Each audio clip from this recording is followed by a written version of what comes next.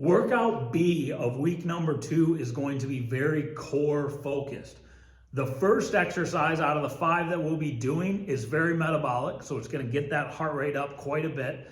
And then it is going to ask for the next 4 exercises to all focus hugely on your core.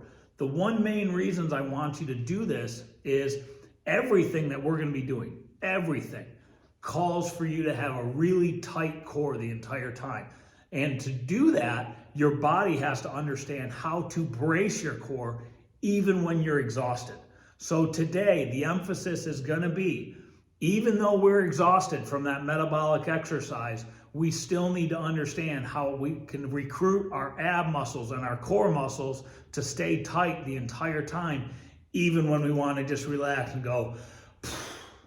We're not going to allow ourselves to do that. We're going to push it right through, and we're going to be all the better for it. Our metabolic exercise is once again going to entail a jumping aspect. We did a little bit of a jump in our touchdown squats in workout A. Now we're going to do a little bit more of a jump. Jumps are crazy metabolic, and they don't need to be super high impact. This one is actually a relatively low impact one, because just like our touchdown squats, I'm not going to ask you to jump over tall buildings, all right? I'm just going to ask you to make that little bounce and explosion in a certain direction. So they're called ice skaters, all right? I don't know if you've ever watched Olympic ice skating, but you'll see it once we start doing it. So I'm going to give myself a little bit of room here because I'm going to be jumping laterally.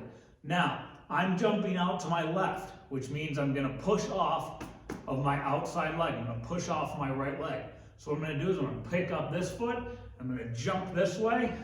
All right. And now I'm going to get my balance about me. I don't have to jump right back right away. I'm going to kind of get my balance, and then I'm going to explode back. You went back and forth. That's 1. All right. You're going to go to 15, which is, again, a big number. So make sure you take a small break when you need it. If you need to take a little breather, absolutely do it. Here we go again. Explode off. I'm getting my balance. I'm exploding back. The number one mistake people make when they do jumping exercises is they think, that jumping needs to be done for speed, to really get that heart rate up moving.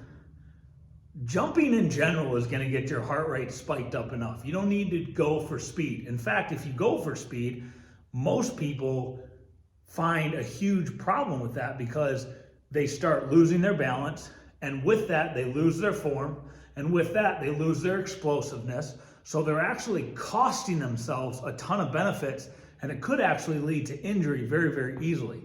So the number one thing to do, the best thing to do when you're doing any kind of jump, box jump, weighted jump, ice skaters, touchdown squats, anything, is once you jump, you want to land soft. You want to get your balance, you want to make sure you're ready to go again, and then explode in the other direction. Maybe some days jumping for speed might have a benefit for us, like if we're doing some double under jump ropes, but for right now, we don't need to worry about it. A V crunch. Now, I hate crunches. I'm very on the record about that.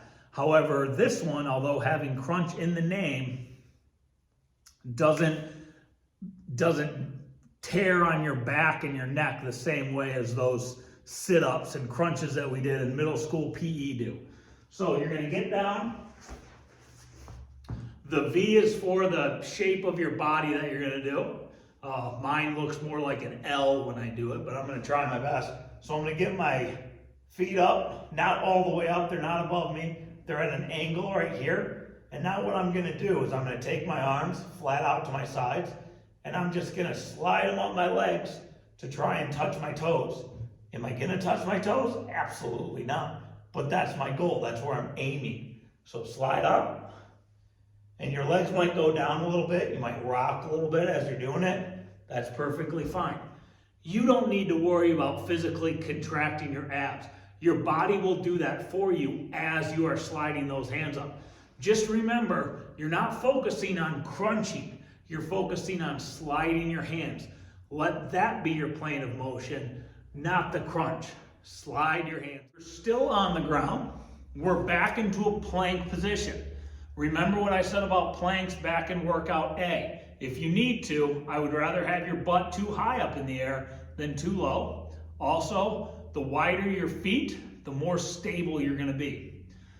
We're actually gonna be doing a side plank switch on this one. So we're starting on a side plank facing one way, and we're going to switch to face the other way. So what I want you to do is every time you get in a side plank position facing one way, I want you to really focus on kind of holding it for about 2 seconds before you switch, so your body's not rocking back and forth super crazy. So let's start facing to our left.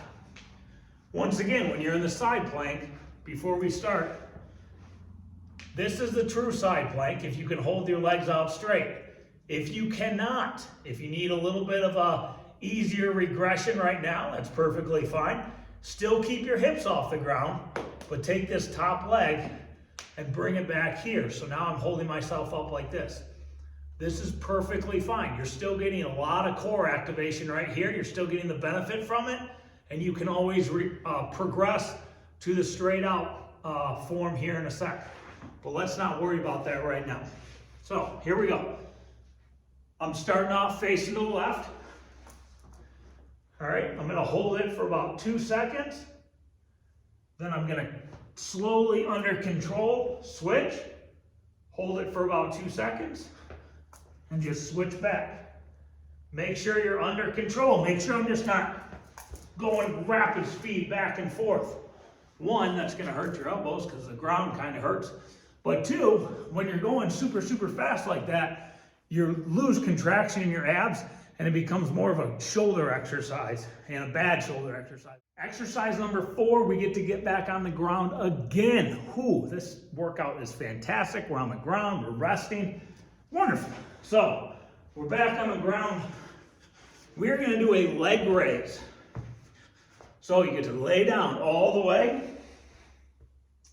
And what I want you to do is you're just going to pick up your legs nice and easy. We're not gonna go all the way too high. I want you to go just a couple inches up. So you're gonna, just a couple inches up off the ground, 2 at a time. You're gonna raise them up.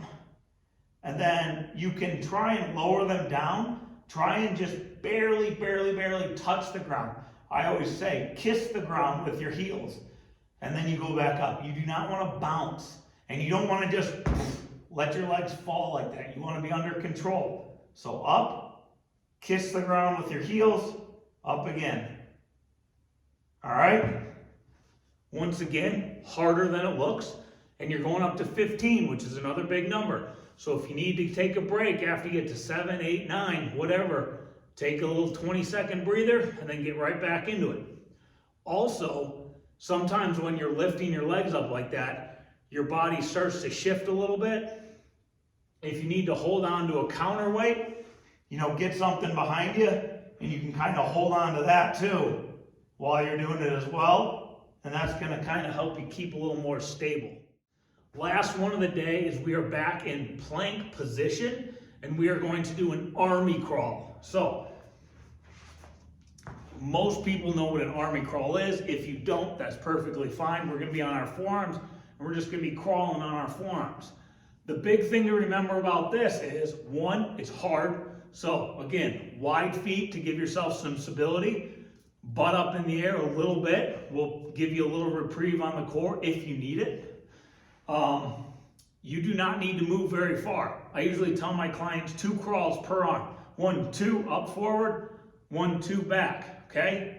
Forward and back, that's gonna be 1 rep. So we wanna keep our forearms together. I like to kind of lock my hands. I do the overlap position. Keep your feet still. The only thing moving on your body is your arms. Everything else is gonna stay perfectly still. That's where the core comes into play. You're stretching out and you're coming back. So I'm right here. I'm gonna crawl forward just a little bit. And I'm gonna crawl myself backwards under where I started. Crawl forward, crawl backwards. Doesn't look like I moved very far, right? It's because I didn't. You don't need to move very far. As soon as you make 1 crawling motion, you will absolutely start to feel those abs start to stretch and rip a little bit. They're not actually gonna rip, don't worry about it. But then come on back. You're going to do 10. But again, 10 of these things, that's a lot. So don't be afraid to use that rest pause method that we talked about.